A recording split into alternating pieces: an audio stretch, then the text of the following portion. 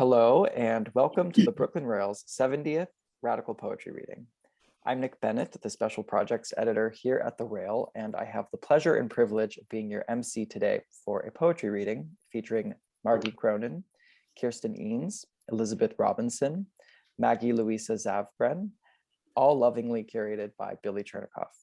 Before we get started, the Brooklyn Rail acknowledges that Black Lives Matter and that here in New York, we are on Lenape-Hoking, the unceded land and waters of the Wappinger, Canarsie, Munsee, and Lenni Lenape people of the Delaware Nation and Shinnecock Indian Nation. We encourage you all to check the chat for a living document of resources and actions that we'll be posting in just a moment. And now it is my pleasure to pass the mic to today's curator, Billie Chernicoff. Over to you, Billie. Thank you, Nick. You are the Buddha. Thank you, Eleanor. Thank you, Fong, if you are there somewhere, and everyone at the Rail. Your mission is noble, and it's an honor to participate in what you're doing and bringing forth. Thank you to all of you who've come to hear poetry, giving us this hour of your day and your listening ear. It is my pleasure to introduce four poets whose work moves and inspires and unhinges and thrills me. I wrote things down. Maggie Louisa Zavgren's poetry reveals the beauty of the intellect. Her thinking unfolds with such lucency. It makes sense that she loves the essay as well as the poem, and that in her writing, the two forms flow through and instruct each other. She knows how to wield syntax and leads you slyly into the wild and mysterious regions of the poem, into what really happens all in the mind. But it's also the case that Maggie grew up farming and in the woods, and that she knows plants and their properties intimately and lovingly. So there's also in her thinking a sensuousness and an earthy fragrance. Her poems are full of flowers and trees, and also of vases and chairs, inside and outside at one, in more ways than one. Thinking, feeling its way along, feeling, thinking its way along. Robert Kelly once said of poetry, and that feels particularly true of Maggie's poetry, which also suddenly knows what it knows precisely and powerfully. Maggie. Thank you, Billie, both for what you say and for coming up with this reading, and also for your indelible work. And thank you to the Rail for organizing this reading. I'm going to be reading a poem that is unnamed and in parts, and it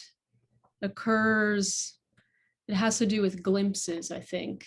So I'll just read it. I'll begin. 1. The grove, as we approached it, grew verily greener, a cause encased in shining, until the gap, San Andreas Fault or Billings Fold, a certain glaciation to it, certain rock indicating time or rock. With words that look like it, a grove behooves me sing until I lift my head and you're all watching. Time, yes, return to that, grows verily greener, grows the inner body of itself, shimmering leaflets, ripping of the bark. And I can't seem to say that simple name to tell you where you are. 2. Over the hill until I see it, Ridley Creek of my pendulations, some new brook I attach to memory. Shape against shape as something vanishes. How I always explicate the very careful way of things, only to stroke your simple little tree. There was a curtain even for Christ, shining streamers of color and meaning that orient the image, whatever else may be lost. and breathlessly, I only meant to show you the virtues that therein reside. Some things hang this far over the ledge, and their counterweight, underside to all I can ever say. And the nighttime you walk through, on the spine of that distant, treeless plain. 3, which is a choreography inscribed, ripe Sunday with fingers stuck in my memory jar, or an oncoming rush of what we let be, filigree. But I'm sitting in my tower until I know unequivocal, until I train the bow to follow every word I hear. First, high collar against the spree in exaltation, in the wake leaves leave in descent, and soil on the pincers you use to build and destroy this palace, this ingress of figuration, my metonym. So I turn and let the song swing high in your trees. 4, visualizing heaven on the car ride home, hour upon hour, through headwinds, tracery, in the middle of it, greening even now, moss overtaking and winning the sheaths of appearances, the spirit of the spacious days, in the knot of this, where I caught the image of you twice, at the seam of these high days, a kiss shared with no one nowhere, rusticana until I turn and laugh, limelight, sequins on my tapestry, weft pulled across to his center, which sign you read as doom, the very end of ontology, secret snaking pleasures, puff of jade, semolina, all the little objects I emit. 5, as desire unravels the gloam, thread thrown to my window, my lover in the grass with prism inverted, and I wake where you once took root in me. A skein unravels, diminishes into its metaphor, imaginary divinity, how I fall for love on the tip of my sword. Gloam, a new color snow gets when we see it, poured glass to glass, until nothing left over can say a single other thing. 6, verdure is something stunning, shining, mimic of the sun, of which I have no memory, nor fear, nor hope, beyond the grass and shadows at my feet. Florilegium, one splash of it, where music begins. Thus I came into the house of truth, whom I have loved, and a crown of honey flowers for thy throat. 7, standing there, robust, equatorial day with other distractions, reminds me of that other voice, green and light, given into its nature, who comes up to meet us, en call, risen up from elsewhere, to whom the rays refer. Here, the grove and plain, veil of whose shining water speaks quietly this sign of being, shit filled with berries, mushrooms in the shroud of afternoon. My majesty is won over everywhere. 8, dark teak Morgan in the sphere spills out, no pronouncement, only shot through with the impossible steps we take over land. One percept and nothing follows. So I return to the seam, a green-gray mystery, loss that won't let go, unless I slip into the looming riddle of darkness. There is no quiet resolution once you take it up. And how a prophecy sets you in motion only to vanish. Still, hard sun, unending, beads it makes in the air, adornments of the maiden's throat. 9, I forgot all it takes, or never had it. The spiral never closed after me. Then I hear what you already know ring out. The riddle, you remind me, but I'm off at the edge of the scene, attending to order, brushes and combs clutched in my hands. When I return, I'll tell you of your pavane, the thing I saw in the bushes yesterday, scampering to its quiet corner to receive its allotments of the visions. Adoration adulation, all the bells and whistles. She takes something off to let out the light, her jewels swallowed by the mesh of our allegiances. And when I hear you ask the question, I let the reply bubble up from far off to the surface and evaporate. 10.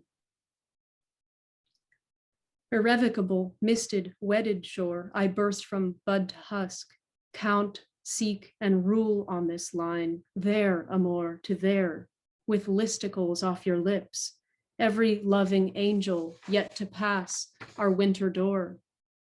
At the limit of this cliffside, alphabetically entire, into the thunder roll, into Tertullian's dark night, making contingencies. 2 fingers in my book is emanation, in some precise way, fluttering towards the end, feathers, until it stops.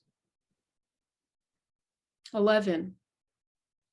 Ache of August, sherry in the glasses, at night in my chair, blue almost black, the gray body of every single day, takes off, moves and dives, swallows where our houses meet, green quilts of yards and fences, so they stand out darkly alive, threads and patterns on the cloth sky. Thus, what I cannot help but say, the ripe mess of tamarack, magnified to such proportions, aspirates at the door, veins and furrows in my vaulted room, my wood map of rubies inlaid on his eyes, echoes a curve chatoyant in love's impossible steps towards love. 12. Sharpshooter at the edge of the image draws closer.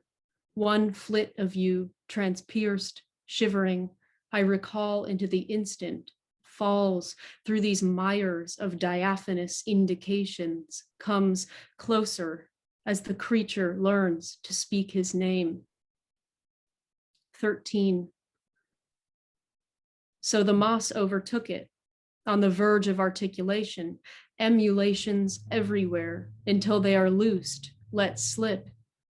If it could be, there would come discovery, exile, life together in the forest of Moroi, gren, branching, bindweed, articulations of the frost to the west.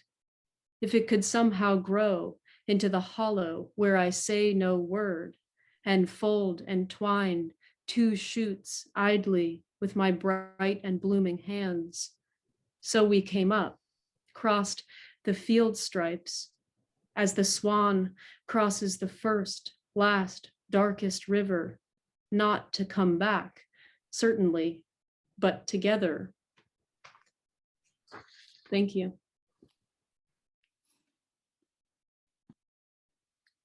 Thank you, Maggie. Let me introduce Elizabeth Robinson.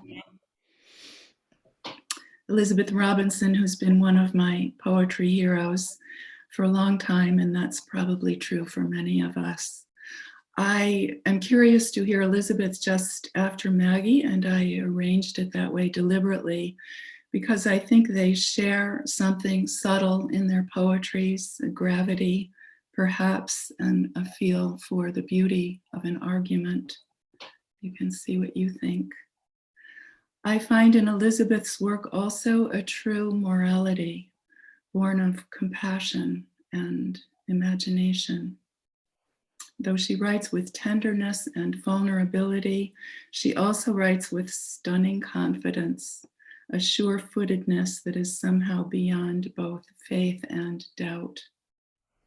She has the incomprehensible and indefensible wisdom, that is to say, the divine wisdom that comes only of surrendering to unknowing. She is in quest, never moving beyond desire, but rather circling through its stations, asking, what is a body? What is a soul? What is a ghost? What is a God? What is language? How do these beings know one another, speak to each other, dance with each other?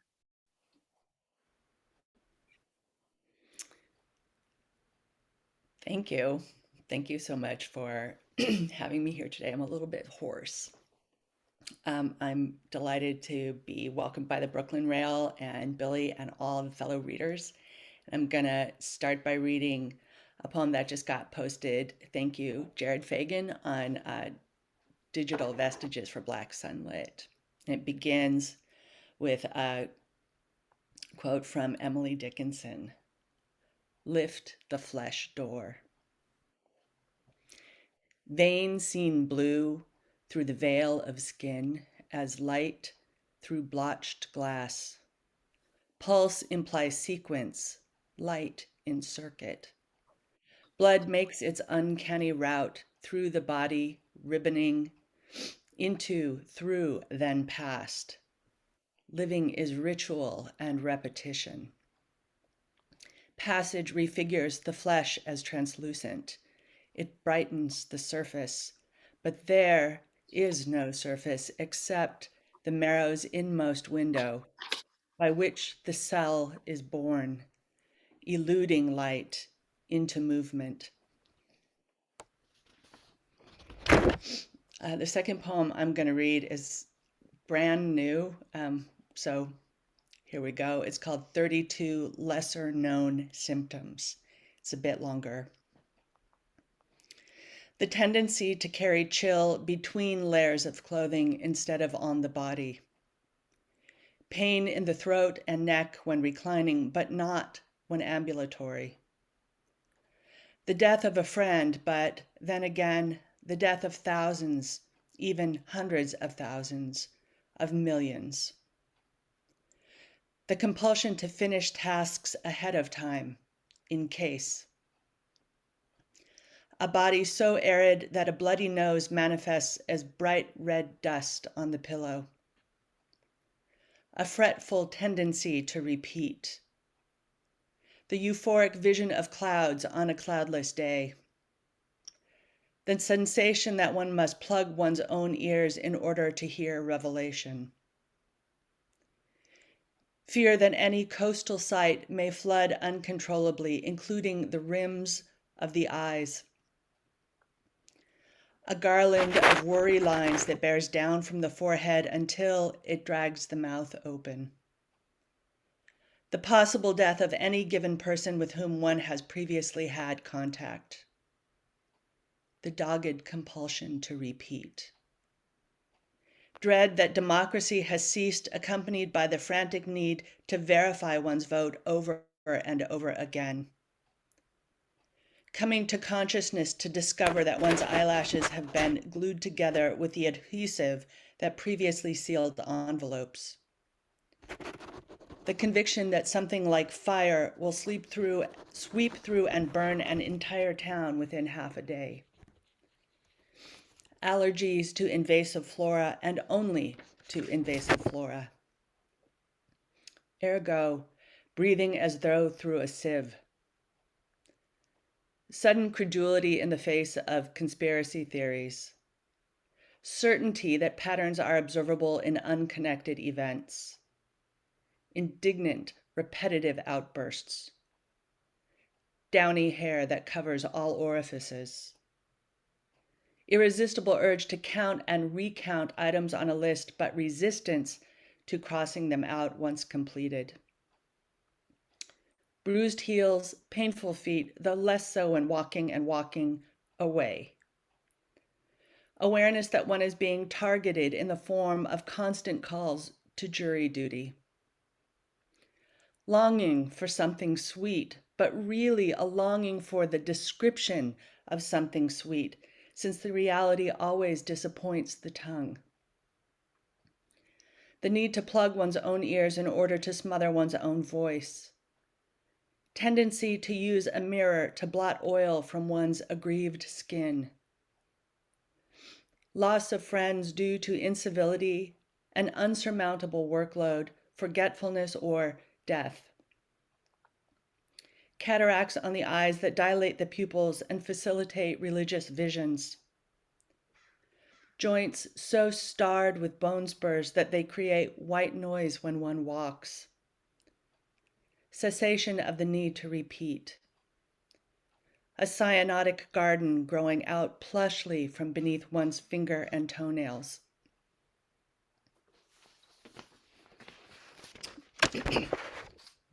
So I've been writing a series of poems that are kind of reflections on the climate collapse. The droughted world. As we wake, our eyelids scrape the crust of our eyes. No tears allotted to us. The sky and its only season are pure and uniform, blank of weather. We have heard of tubs and pools in which humans lingered and bathed. We are told that humans sat on green grass and ate a meal called picnic. We have heard of toilets, bowls of water down which people flushed waste. We are told these bowls spontaneously refilled themselves after use. Now our urine is a crystalline stain that drops from us, like that of the desert rat. Now our skin is darkened with sunlight, frostbite, and grime. Then humans believed water meant clean. Then water meant cash flow, hence this word, liquidity. Now we irrigate with fire, a faster moving current. Now a kiss is a dry thing, sere lips brushing each other. We, insomniacs, hear the dog panting all night long. We hear the dog's tongue making a soft popping noise when it detaches from the dry roof of the dog's mouth.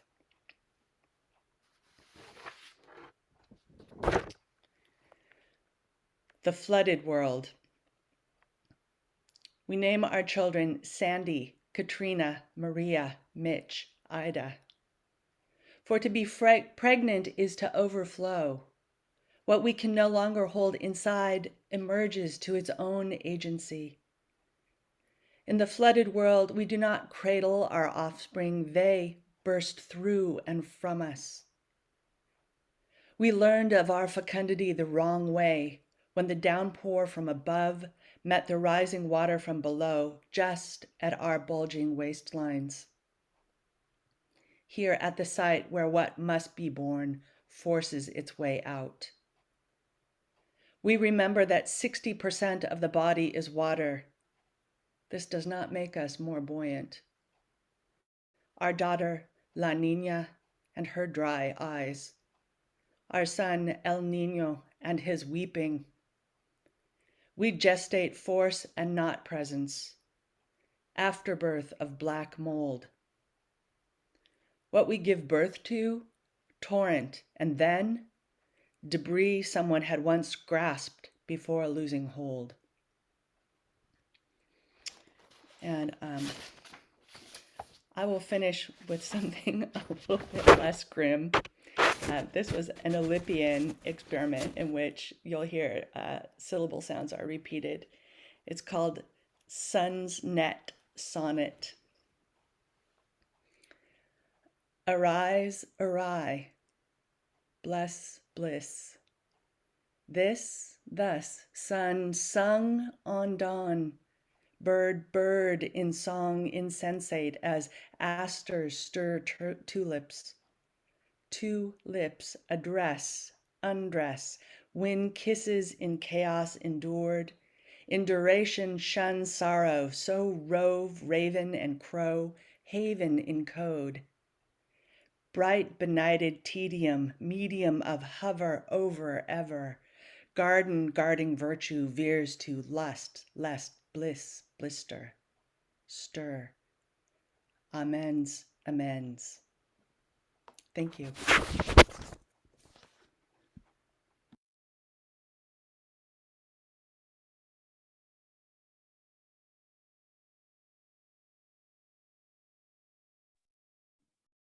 Thank you. There. Thank you, Elizabeth. Kirsten Ihns has a playmate, and that playmate is the English language. No one in poetry has more fun in her poems, and I don't know of any poet more free. Pandora comes to mind. Kirsten's poems are curious and they are full of weird, comical, enchanting, and scary bugs and other winged creatures like pleasure, embarrassment, sadness, longing, and hope that zoom in from inner and outer worlds, evanescent personae on equal terms with nouns and verbs, and the things of this world who announce themselves and vanish into the music. The poems travel dreamily, language on a skateboard or in a dirigible, at play in a multiverse of endless possibility and exquisite, sometimes wise coincidence. I'll invoke here a Muslim prayer. Lord, increase my bewilderment. That is why we turn to poetry, to move beyond our understanding, beyond the excruciating boredom of confirming what we already know. Kirsten's poetry wouldn't stand for that. I read her with bewildered joy.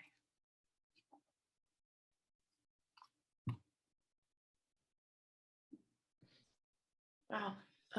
Thank you so much, Billie. Yeah. And thank you also to the Rail for hosting. I'm so excited to read with you all. And yeah, thank you so much, Billie, for that introduction. Okay, I'm going to read 7 shorter poems of mine, 3 from my first book called Sunday, and then some newer ones that are kind of like love poems, and then 1 non-love poem. Okay, so I'm going to read a poem called Yes, Hello, which is the first book in Sunday. And okay, yes, hello. I sate like some dome creature in the sun, and I lied there, all spangled, neither truth nor hungry. I was taken out to dance and click. Obedient, I slip into vast amusement model picture, just appear on the screen until someone gets involved. 5 times I made this thought till sweat burned on my brow like a razor, bumped my sweat on the grill, left it lonely as a sandwich upon a crown of recollected hills as they appear in the literature. Let me to beat as a pulp before you. Mostly I like things I can find by means of bathwater, behavior. Lately I feel curiously free to hazard and eat them, such as, let's now show the very nature of space to be repetition. This was all the city wanted, i.e. to be seen as drawing or field of slowly crystallizing fluid with a hieroglyphic punctuation. Taker of first and lasting pictures, seizing its little clock in the dark, shaking it, shaking. Okay, this next one is called, also from Sunday, Of the 5 Senses, Desire is the 6th. What is it to just be known by what you take? I don't see where you have a claim. Are you just? An architecture towards counting to rivet around its egress center, an expensive glass, big pains. Oh, I am ready, they say, for my action. I am ready to be used all the time. This is what the world keeps doing through me. Heat was the great and living commodity. I am ready to be user all the time, and thereby the event I fashion. Sometimes it's hard to know one is a creature because one feels the holy precedent. I think I'd like to be a complex on the porches of my sensation. Does yours sound like this? Sometimes a formation wants to be useless and can't, but can't, and do so anyway, and it's quite difficult to try. Okay, real question now. What goes on 6 legs through the Costco? And what of its species? To have no species voice nor feeling. What if I have neither species voice nor feeling, just want and the present of its emergence, which repeats? The kind of object meant to sustain your relation to it. I'm ready to be use all the time. Being cooperational, we get our on network this our own, way where I to feel endures without knowledge. All the leaves to quiver, new aspens in spring on the windy hillside, new aspens in windy on the spring the hillside. Okay, and then I'm going to read one more poem from Sunday. It's called Rapture. One small piece of contextual information that might be useful is I think this is true. I'm not sure it's true. I read about it in an unrelated book, but lime used to be smeared on twigs to catch birds, and then they died. Okay. Rapture. Bird says to lime twig, I feel our touching like a hot streak.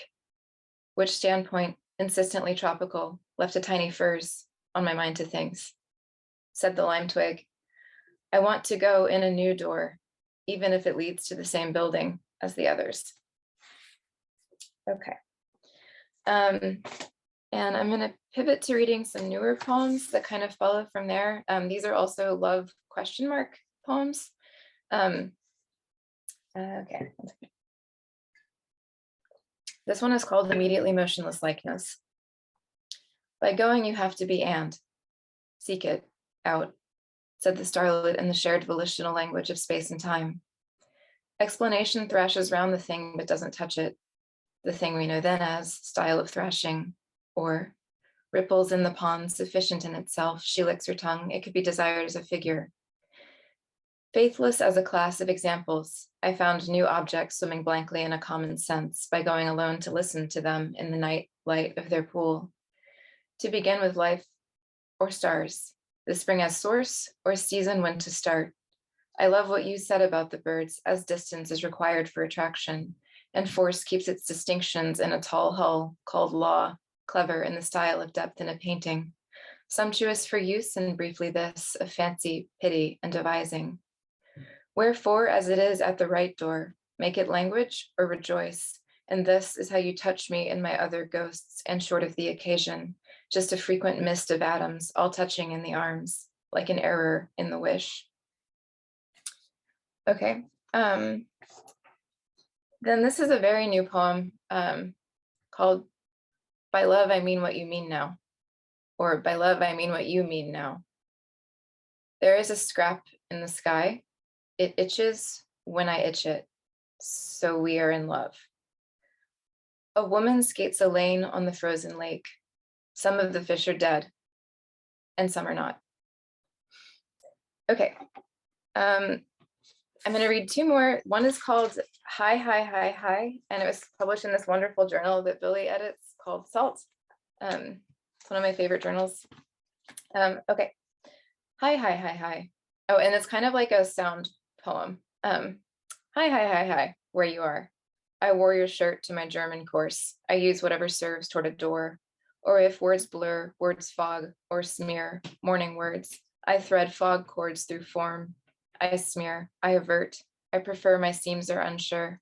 Were you listening there? I get back to it. Hi, hi, hi, hi, where you are. Are you a swerve in wet dirt? You drew whatever sure form you knew. I don't resent, for fear makes me aware, for fear makes futures form. Fall freely, furl. Fake hurts no vapor. Flake can be free in air and surf air. Are you mere or curling? Are you soap? Hi, hi, hi, hi. You are not soap. You will not wash off. You do not wish well. You are pale, ill milk, not poured. You take no tent. You resist. You do not tilt. You do not cup or sculpt. You are well meal. You are all whole. You do not shape. You do not hope. You accept. You are warp. You hold rope. You can help. You say yep. Where you are is no picture, curve is surface, but curve is rod. Floored is the plant pot dish you endure. You affirm. You use a stick. You climb to twist. If fit is warm, you are flame. You accept wick. You terrific, mild, blast. Hi, hi, hi, hi. I wore your shirt to my German course. I stack your fine books. I fling your small box. I burn your wax supply. I clean up. I pick leaves. I clip sticks. I mix dirts. I heat space. I feed pets. I call phones. I meet notes. I read lines. I cut thoughts, yank weeds, clean ducts, gutters and ducts. There is tea. I heat it up. Your cup is ducts. It was sprayed. You take mist. You prefer. You also tolerate. You will sit in here. There are volts in your. There are some in our. Okay, and this is the last one called New Year. Thanks. And it's after a poem by James Schuyler by the same name, also in parts. Part 1. Sometimes you hold your breath to turn the world off. Sometimes to swim. Such crossroads persist. This is the place where she likes to get meat, hold it still. Tree swing its fruit through fog, who is all moving in stillness. They think time can do better, rise, afford, do droop, and collapse. Pin oaks keep leaves in December, in green sounds and mosses, mosses and green sounds rising and setting, sandstone, pea gravel, brick wall, mortar, neighbor window, neighbor tree, cup, cups and losses. His grandmother struggles to breathe in a brown room in Illinois. Brown leaves rattle out the burned down year. An old blonde girl cuts New Year hair and gives socks. Cherry, the cheer policeman's wife, efficient, twinkly as lights on American trees ringing in winter, winter. Neighbor walks the red tool to her shed. Constantly blood enters my neck and then leaves it. Even such as appeared to be my nature were gifts, says Elizabeth, that they could be taken. 2. Lemon, loemo, limton, lim, on lemon leaf. Utterly lifelike threads, so such, utterly, utterly. If snow and threads of life in ropes like roots, what tree?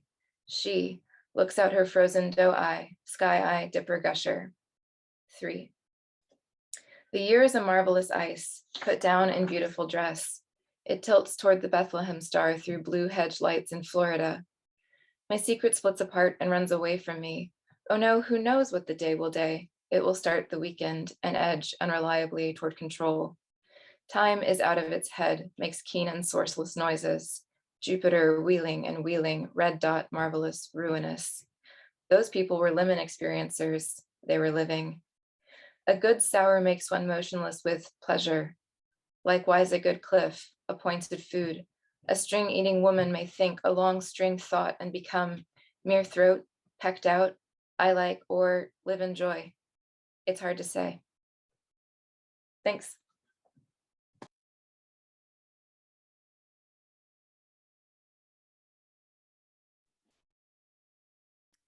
Thank you, Kirsten. Let me introduce MTC Cronin. Margie Cronin is fearless and to my ear both lyric and heroic, even when neither a lyric nor a heroic eye is present. Her poems are odysseys, reckonings with the ordeals of mortals.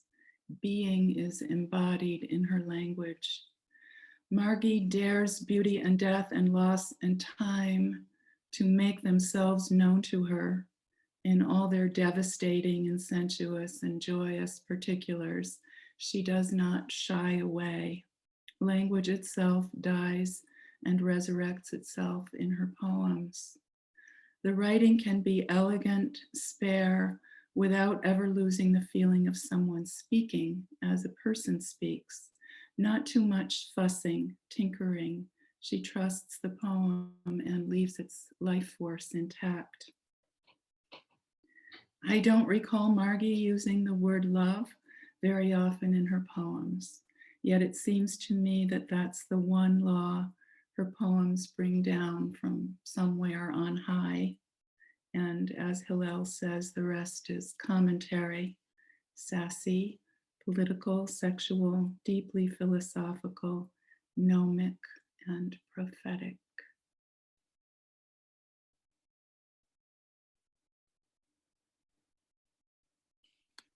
Thanks, Billy. Am I making noise? That's good. Thanks to the Rail for having me and to all the other readers and to the audience and Billy for asking me to read. I thought today I might read from an old book. It's called In Possession of Loss, and it's was published by Shearsman Press in 2014.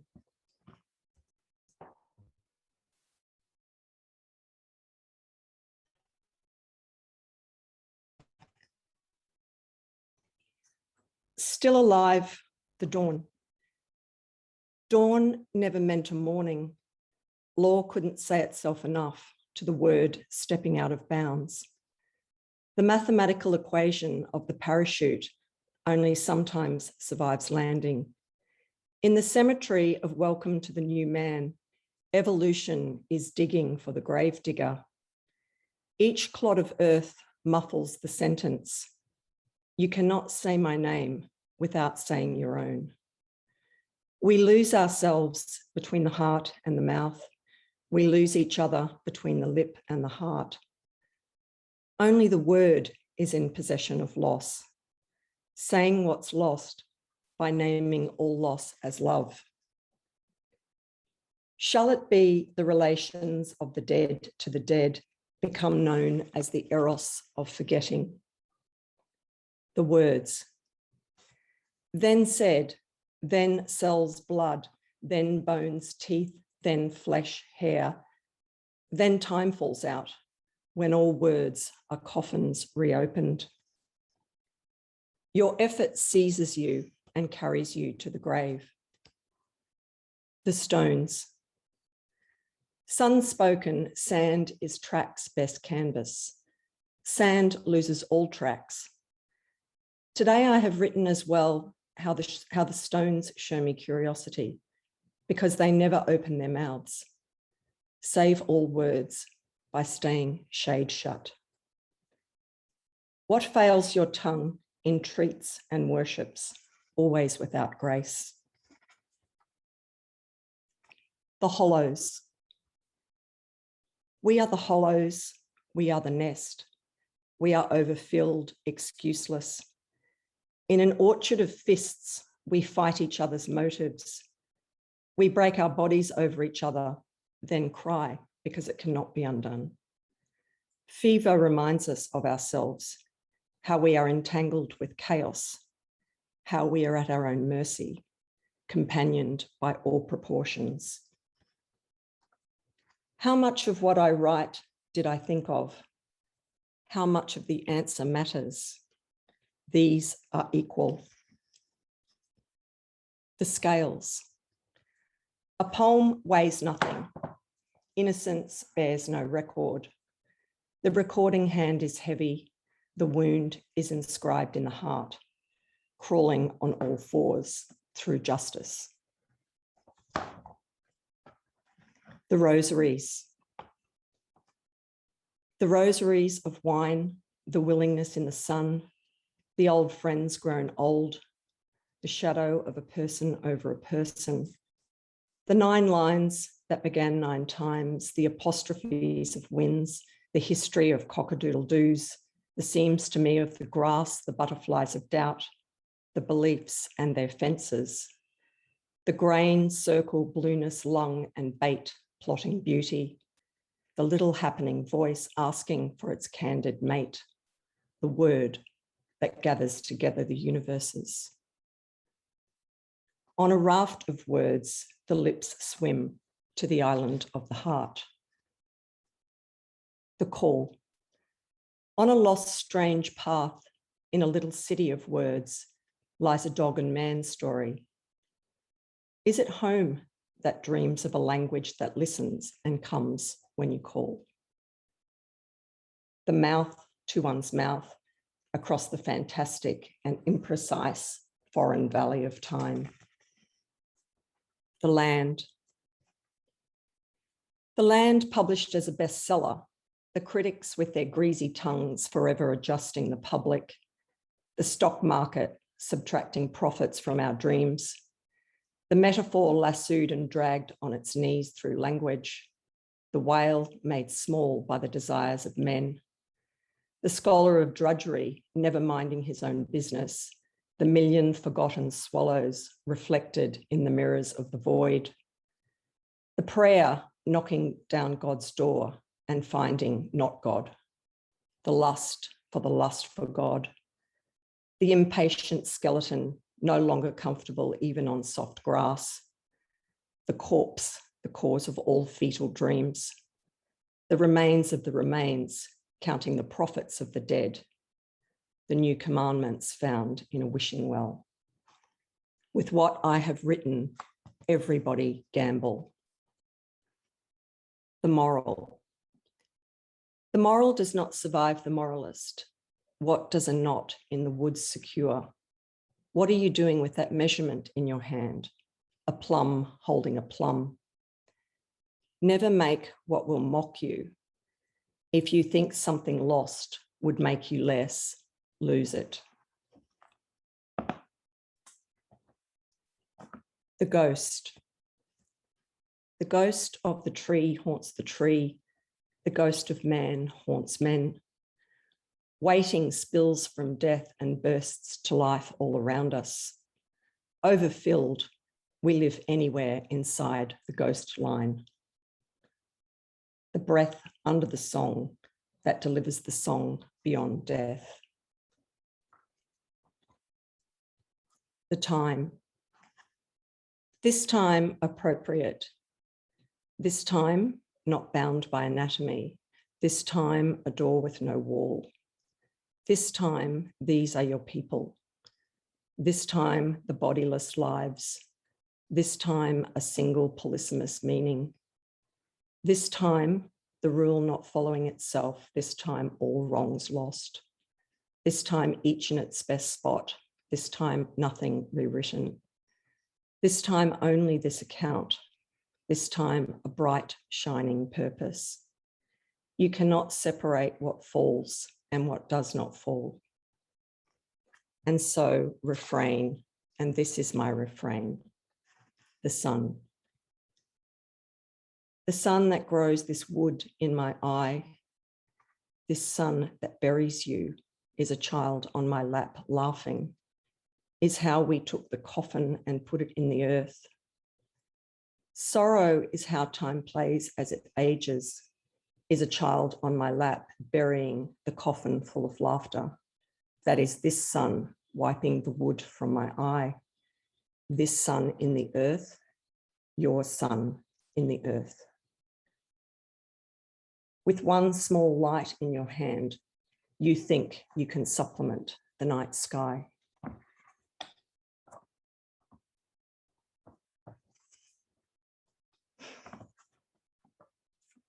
The names. Not in our name this heavy Eden, pretended ecstasy. Not in our name these ruins inside words, barefoot alphabet, indiscreet pastorals. Not in our name these heart scars, wrong way lookers, impatient faith, this trick prattling unchoosing.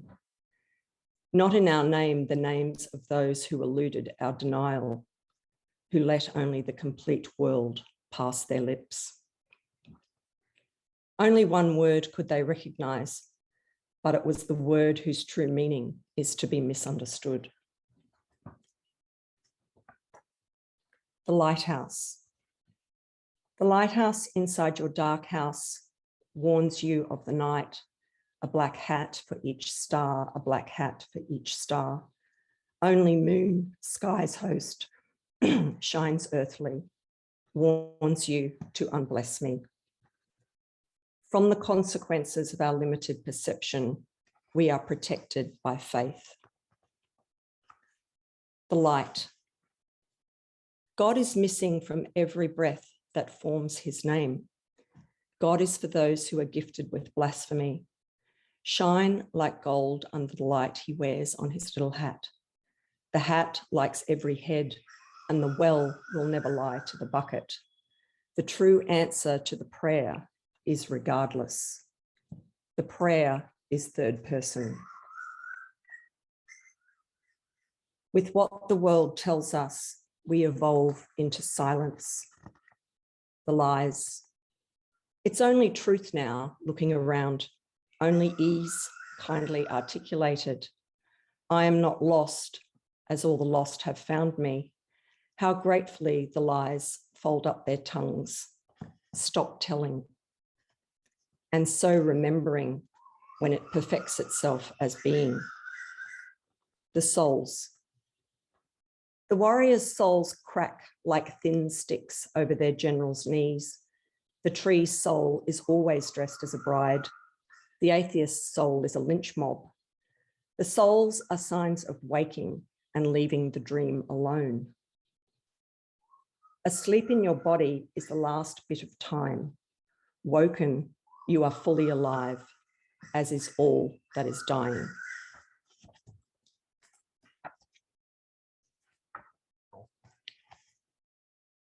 The house. All visitors to this house will marvel once inside. that they cannot recall its surrounds. When all is forgotten, the nerve sheathes itself in a place without echoes.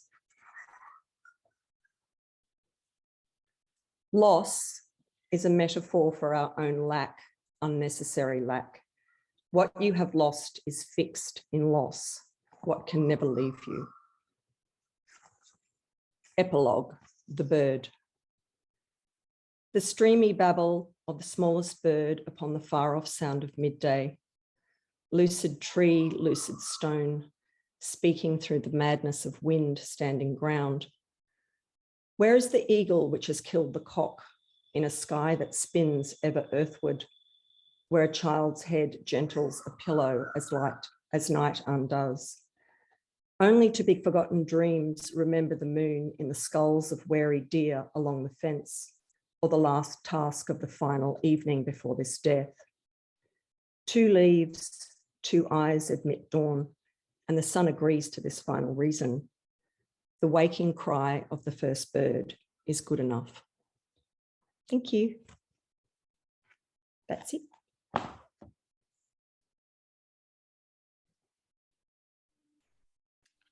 Thank you, Margie.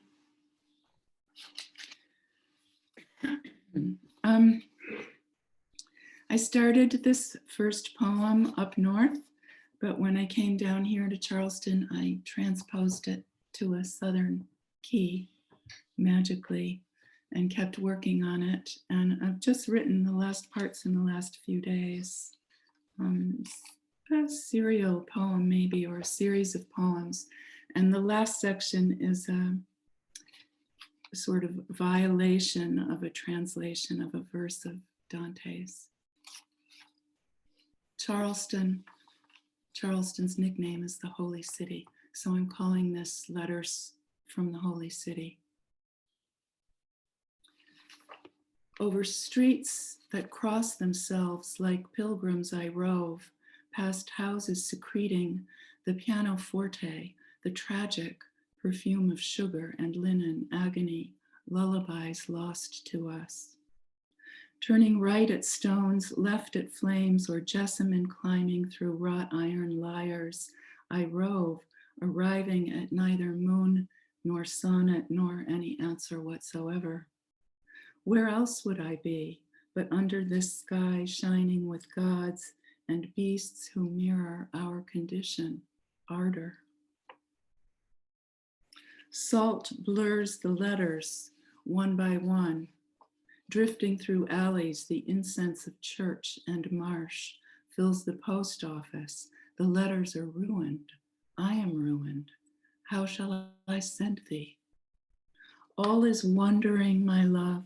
Let's be wise and never mention the roots and tubers, reflections, inscriptions, strings of pearls, and I don't know what, schools of fish or schools of girls waiting for the bus, and all the things we learned in school and all that we forgot, all in play, as if everything meant to lead us here, to this little bed with creaky springs, in this little room with springs underground, and in the walls, my ear to your heart, not saying a word.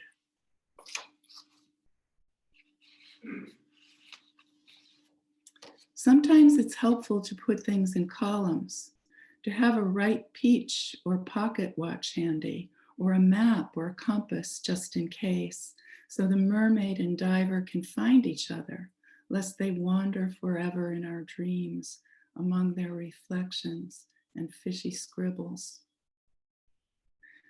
Let's meet among the coats and guitars, along the coast in old armoires, our limbs entangled like the beautiful twisted limbs of the oaks, our little allée in the closet. Let me slip into something more humid, more like silence, more like a vast, dark, starry sky when the walls part like 2 thoughts that never were at home with each other, and I see my chance.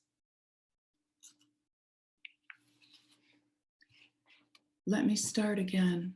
I want you the way the sea wants herself, returns to herself, the way rivers find their way through marshes, the way one rows through marshes and tires and drifts and dreams of the lover while hours go by between her thighs and books write themselves. The way palmettos reach into the sky with their large, dark, eloquent hands, and the oaks hold the moon in their antlers. This poem, Rowing, this poem, Swimming up Shem Creek like a dolphin fishing, this poem, Green Shem Creek itself, is my real body, original title, and your body is mirrored in this poem also, stiffened with love, this poem, a mirror. How many lovers make love in these alleys, pressed against the mossy walls, on the other side of lemon and fig trees, rich people's gardens, the sound of their fountains, angels and lions and green men with their tongues stuck out, laughing, stuttering. Why name whatever it is we feel? Why say whose poem this is, or what a poem is at all? Oh, do not let us go into battle without a flag. Quince blossoms then, open in winter, symbols of our aristocracy, ecstatic Sufis, bewildered troubadours. Via dark mossy alleys, via the jade eyes of mannequins, I come to the sea, and she stinks this morning, and so do I. But I try again, and so does she. And we try to love our failures, and our pencils sprout green ears like lovers surprising themselves with love. I too am afraid of what happens next. What if my grandmother, back from the dead, wants her broken crystal back? What of the flood or Pascal's wager? The catastrophe has already happened. I hurry to you as green hurries to green, and we take our time as green takes its time. Green, I want you more than Lorca. I can't get enough of you. Some for the hills, some for the trees, some for the grass stains on our knees, some for the sea of you and me, some for the future no one can see.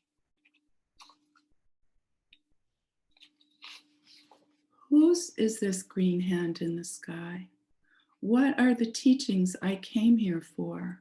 A ripe fruit, Osceola's head, balances on the thumb in silence, the Hierophant, mudra of the temple flag, to bless, and dispel with leaves, a knife, the banks of a river.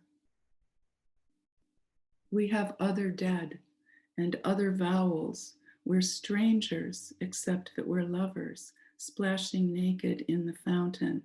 Everyone knows we don't know any better. Must love weep? Must the lover be cast down? Must the lover eat the lover's heart? Must love be vague or burnt, secret or drowned? To those of you moved by love, those to whom the news of love matters, you intemperate hearts, a little roughed up, who make love cry hot tears, I bring these words for your kind and true interpretation.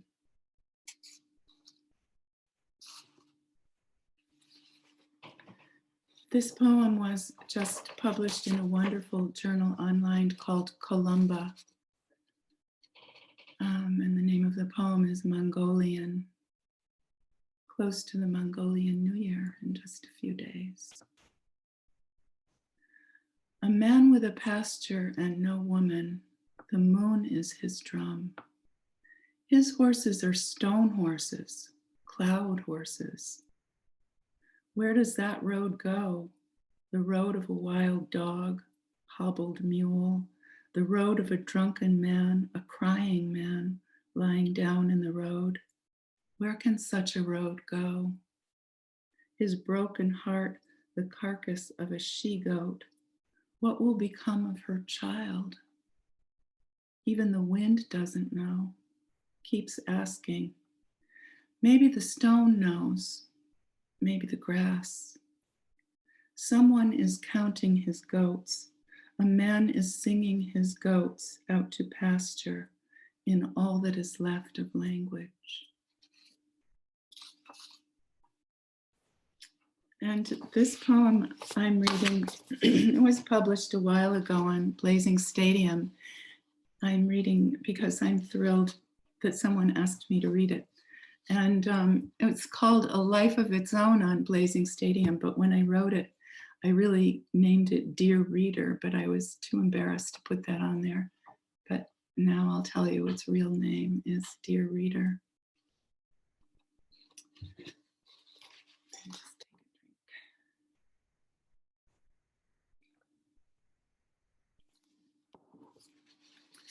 My love for you rises like loaves of bread engraved with Hebrew letters, one every morning for 100 years. My love for you resolves into dolphins spouting among the tulips whose friends all twirl for you too. My love for you hangs like pluots from witch trees, giving suck to passers-by, staining them purple on moonless nights without a thought of home. My love for you plays violins for an audience of aliens, slender gentles with goats on their laps. My love for you sits in my belly like a green melon, swaying as I circle the Hajj and the maypole. My love for you holds hands with a fox and returns relics of the true cross secretly to the Holy Land. My love for you tattoos itself on my ears, blushing green, pointy as elves, and now we're invited everywhere. My love for you crouching under a donkey skin gives children rides in the park till nightfall, bathes in the fountain, slumbers in the orangery. My love for you learns to pour the tea into thin porcelain cups in silence, masters the foil, épée et sabre. My antlered love for you, my untoward, uncivil love for you, smokes opium and takes restless naps. My love for you balancing on blue eggshells orates unfalteringly. My love for you picnics nude. Fred brings the watermelon. Lulu brings the cards. At noon we take shelter under my wedding veil. My love for you hawks old glass bottles door to door on a little Greek island, Santorini maybe, who can remember? My love for you, resplendent in pink silk stained under the arms, loses her fan with the emperor's likeness. My love for you consorts with otters, wears my nightie backwards. Thank you. Thank you all. Thanks. Thank you so much, Billie. That was a stunning reading. And thank you so much, Margie, Kirsten, Elizabeth, and Maggie for joining us today and for sharing your poetry. I'm so grateful, and I'm so grateful to everyone that has joined us today. We encourage everyone to view our archive of these conversations and readings on our YouTube channel, where we will upload today's conversation shortly. And join us tomorrow at 1 p.m. for a conversation with President Emerita of the Brooklyn Academy of Music, Karen Brooks Hopkins, and Rail Editor-at-Large Brian Doris, who will be joined by special guests Rufus Wainwright and Jorn Weisbrot. We conclude with a poetry reading by Nora Claire Miller. You now can all turn on your microphones to say hello and goodbye, and thank you all again. Thanks, everyone. Thank you all. Thank you. Thank Thank you. you. Awesome. Thanks, everyone. Thank you so very much. So lovely. Thank you. Very high level. Thank you. Good to hear you, Margie. Thank you. Good to hear. Thank you. Hi, Heracli. Hello. Hello. Thank you. Great reading. Beautiful. Beautiful. Beautiful. You, goodbye. Evening. Thank you. Thank you. Thank you, Kirsten. Thank you, Margie. Thank you, Billie, again. Thank you, Fawn. We feel so nurtured. Now we can go eat our lunches. Thank you so much. Thank you. See you soon with love and courage. Be well, everyone. You too. Be well. Thank you. Hi, Kimberly. Hi, George. Thank you. Hi, George. I call you later, okay? Hi, G. Hi, Cole. Here you are. So good to hear everyone. That was just, such wonderful work. It was really, Yeah. Agreed. You're super nurture. Nutritious. Hi, V's. Grazie tutti. Grazie mille. Bye. Stay safe. Take care, everyone. Muchísimas gracias. Thank you, Nick. Bye.